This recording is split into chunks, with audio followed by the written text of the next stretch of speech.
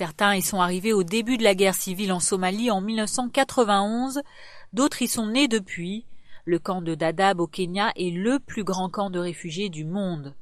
Sur les 50 km² où vivent environ 350 000 déplacés, le complexe accueille l'équivalent de la population de la capitale sud-soudanaise, Djouba. La grande majorité des déplacés du camp sont somaliens. Depuis plus de 2 décennies, leur seul environnement connu est le camp de Dadaab. La raison pour laquelle je suis venu ici, c'est qu'en Somalie, une guerre civile a éclaté. Et j'ai fui cette guerre civile, j'étais demandeur d'asile. Certains que nous décrivons comme des réfugiés sont nés ici. Ils ne connaissent rien de la Somalie. Ils ne savent rien non plus du Kenya. Ils sont restés là dans ce camp depuis 20 ans.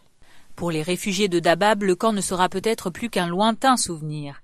Le 6 mai dernier, le gouvernement kényan a annoncé la clôture du camp d'ici fin novembre 2016.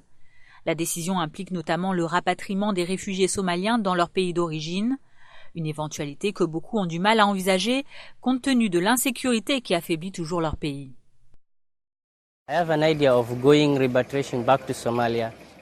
J'envisage le rapatriement en Somalie.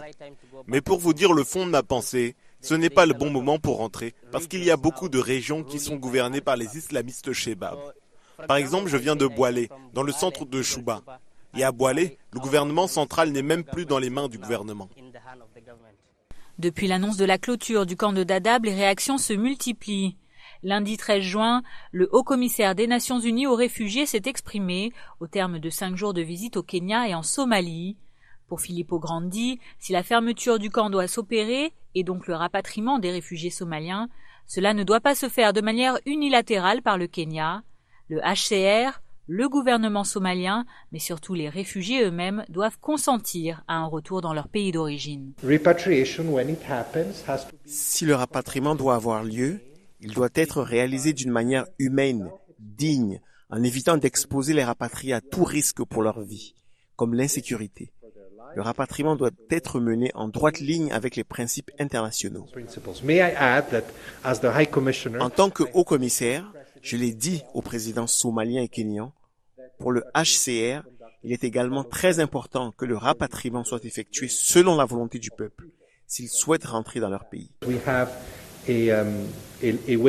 Nous avons une liste d'attente d'environ 8000 personnes qui ont déjà souscrit à un rapatriement sous les conditions actuelles.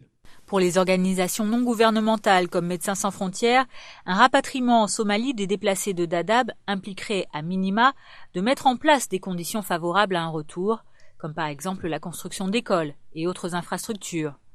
Le risque dans le cas contraire, certains réfugiés pourraient envisager une migration vers d'autres territoires comme l'Europe, parfois au péril de leur vie. Nous constatons parfois que les membres de leur famille partent à l'étranger. Ce serait donc une bonne chose si la communauté internationale pouvait faire pression sur le gouvernement kényan à l'origine de cette situation.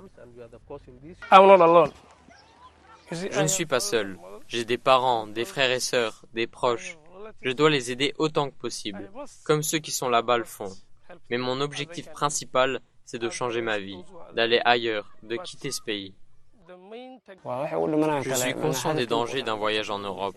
Soit tu as une bonne vie, soit tu meurs à essayer d'en avoir une.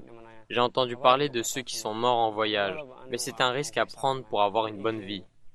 Sur les 350 000 réfugiés que compte le camp de Dadaab, seuls 14 000 Somaliens ont pour le moment bénéficié du programme de retour volontaire dans leur pays d'origine, lancé en 2014 par le Haut-Commissariat des Nations Unies pour les réfugiés.